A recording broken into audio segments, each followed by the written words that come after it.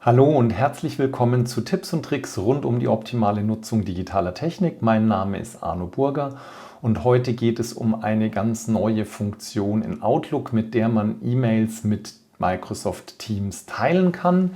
Dabei wollen wir uns anschauen, wie der Ablauf des Teilens aussieht, wo diese E-Mail dann nachher in Teams genau liegt und was man mit der E-Mail dort nachher anfangen kann.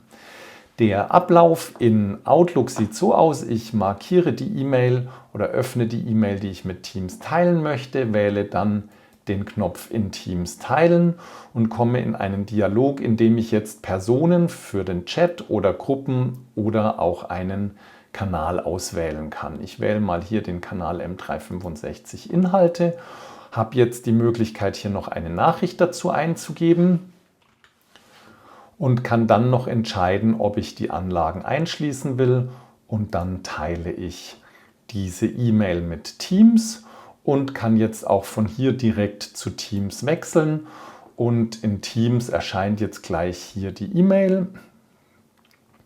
Die E-Mail besteht also aus dem Text und der Anlage, und ich habe die Möglichkeit, die E-Mail von hier aus auch aufzumachen. Ich kann sie zum Beispiel über den Briefumschlag öffnen oder ich kann sie auch hier über die 3 Punkte in Teams öffnen. Damit geht die E-Mail im Browser innerhalb von Teams auf.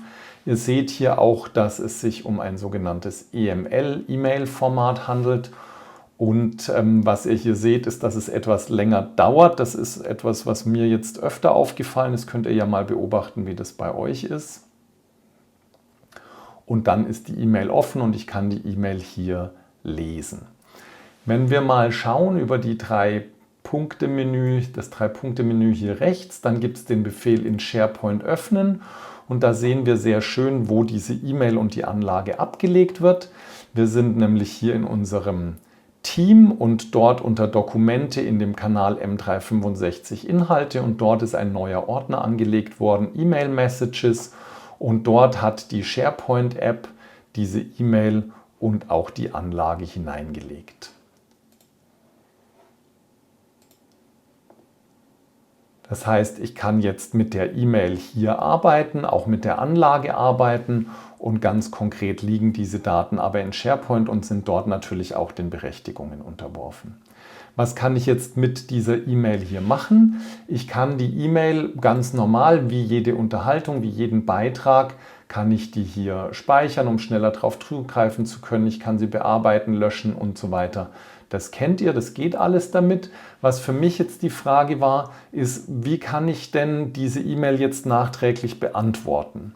Und das funktioniert so: Ihr klickt hier auf die 3 Punkte, wählt dann den Befehl herunterladen. Damit wird die E-Mail in den Download-Bereich eures Rechners geladen. Ich mache den hier gerade mal auf. Unter Downloads finde ich jetzt hier diese E-Mail und kann sie von hier aufmachen und kann sie jetzt ganz normal beantworten oder auch weiterleiten. Ich schließe sie hier wieder und gehe zurück in Teams. Vielleicht noch ein Hinweis: Wenn ihr die E-Mail mit einer Person teilt, sodass die dort im Chat liegt, ich habe das mal hier vorbereitet, dann ist es so, wenn wir uns jetzt anschauen, wo diese E-Mail liegt, dann liegt sie in